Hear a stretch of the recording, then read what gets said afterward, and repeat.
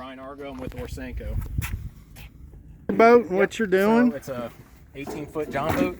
We work for an agency called the Ohio River Valley Water Sanitation Commission. Been around since the 40s.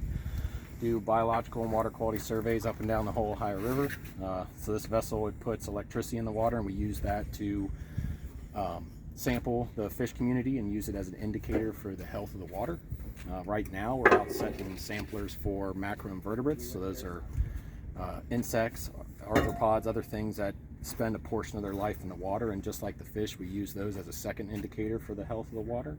So this vessel typically has arms that dangle down. These pivot around. This is the anode and the cathode. So just like a battery, positive, negative current. And we have a box that takes that generator and turns it into DC current. So it's just one side of a wave, and it causes a fish to contract. The closer they get to the source of that electricity, the faster they twitch, and they end up going into what's called taxis, kind of immobility. We have normally a big live well here, and then my two pals, they'll stand on front with 10-foot long nets. We do this at nighttime, and they net them up, put them in there, and then we look them over for any abnormalities and turn them loose. We also sacrifice a few individuals for fish tissue analysis, and that's where you get the data and information for your fish consumption advisories. And as you can see, there's lights on the front of the boat. That's because we sample at nighttime, because the fish community spent the vast majority of all the species that you can encounter. Your best chance to find them are at twilight hours and close to shore, because our gear is really only effective for 15-foot radius, and as you know, that river out there gets pretty darn deep. So in the middle of the day, a vast portion of the community goes into deeper water looking for cooler temperatures. So can you target certain kinds of fish? You most definitely can. So the settings we use are general settings for scaled fishes. Things like catfish that don't have scales, they tend to get hit harder, so you can change the amplitude and the voltage to draw them up from lower depths. So there's specific settings that we can use. We really don't employ that very much, because again, we're trying to look at the broad community, and most of the community are scaled fishes.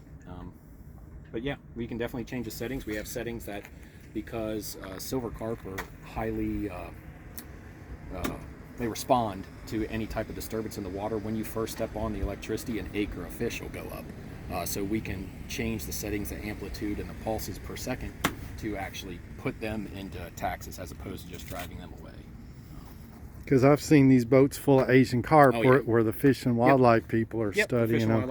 So what are these here, to ground the boat then? It's just to add more surface area. So the idea is to have, and why these boats aren't painted on the hull, is the more resistance that you have, it forces the current out onto the arms. Whereas if we had a painted hull, the fish would be coming up like in the stern. So this forces our field to the front of the boat. So it's just added surface area. And that's our pedal that runs it.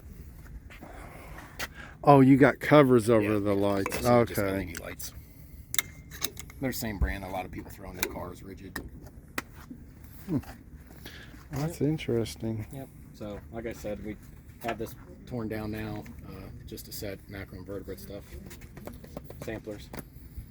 But we'll be back in the fall to pick them back up. So that's what those. So, what are these for? That's for the insects. So it's just kind of macroinvertebrate condominiums in a sense. So we set them out, and they're a passive sampler, so they get colonized by bugs as they drift down the water. How do you find them to pick them back up? We set them with paracord, and we have them marked with GPSs. We used to put flags out. Sometimes we do, but people are curious creatures. I mean, what happens when people... Yeah, exactly. So we try to be a little covert where you put it. So little olive drab paracord and do our best. And are you just putting them on the shore then? Nope, we put them at the 10-foot contour because as you got a lot of barge traffic and just general fluctuations in river level, the 10-foot contour tends to stay pretty stable, so you get a good representation of the community that's out there. Well, thanks a lot. I've learned a lot, man, but we gotta get rolling. Okay, I appreciate it. Yeah, have a good You don't mind? My name's Ryan Argo. I'm with ORSANCO.